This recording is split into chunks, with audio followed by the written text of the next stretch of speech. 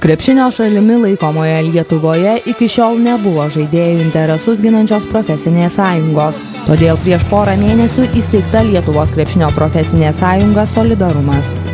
Vienas iš pagrindinių tikslų mūsų profsąjungos tai būtų, kad sporto veiklos tą sutartį prilyginti darbo santykiam, kad, sakykime, krepšininkai turėtų visas socialinės garantijas, kad kauptųsi ir ta pati pensija, kad, sakykime, būtų bedarbio pašalpa, jeigu tas žmogus ilgiau be kontrakto.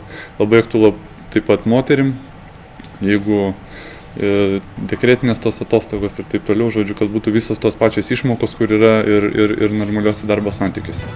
Krepšinio profesinė sąjunga taip pat tikina sieksianti suvienodinti krepšininkų sutartis su klubais, spręsianti problemas dėl neišmokėtų atlyginimų, galbūt su klubais ir šalies krepšinio federacija suderinsianti ir nustatysianti minimalų darbo užmokestį žaidėjui. Tačiau naujoji profsąjunga kol kas neranda bendros kalbos su svarbiausia šalies krepšinio organizacija – Lietuvos krepšinio federacija. Šios vadovai įsižeidė dėl to, kad profsąjunga pirmiausia buvo įsteigta, o tik po to informuota federacija.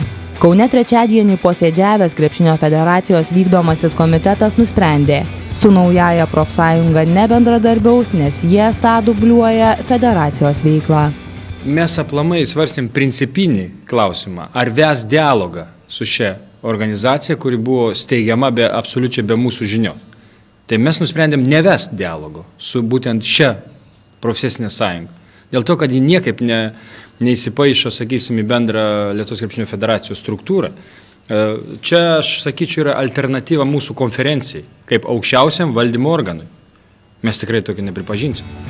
Profsąjunga ketina siekti pripažinimo kitais būdais.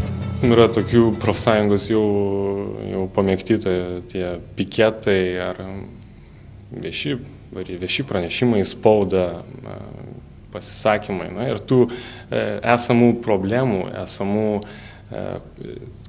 federacijos problemų, krepšinio problemų iškelimas į viešumą. Nors daugelyje pasaulio šalių yra krepšininkų profsąjungos, o Amerikoje jį veikia nuo 1954 metų, iki šiol visi bandymai suburti sėkmingai veikiančią tokią organizaciją Lietuvoje nepavyko. Daugiau kaip prieš 10 metį dabartinis Lietuvos krepšinio lygos varžybų direktorius Tomas Rimkus buvo krepšininkų profesinės asociacijos vienas steigėjų. Tačiau asociacija tada irgi susidūrė su tuomečiu krepšinio federacijos vadovų pasipriešinimu ir galiausiai profsąjungos nebeliko, nes ir jos kūrėjai, patys dar profesionaliai žaidę krepšinį, negalėjo šiam darbui skirti pakankamai laiko. Rimkus įsitikinęs, kad tokia profsąjunga būtina, nes krepšinio federacija dėl itin plačios veiklos ne visada apgina žaidėjų interesus, o problemų yra tikrai nemažai.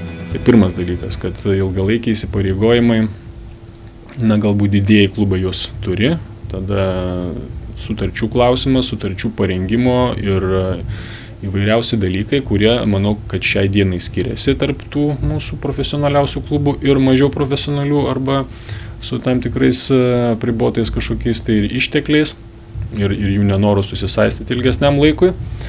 Dėl žaidėjų be abejo, jeigu kalbėtume iš jų pusės, tai jiems reikalingas saugumas tam tikras ir garantijos ir ne visuomet tai, kas yra aptarta sutartyse, yra įgyvendinama.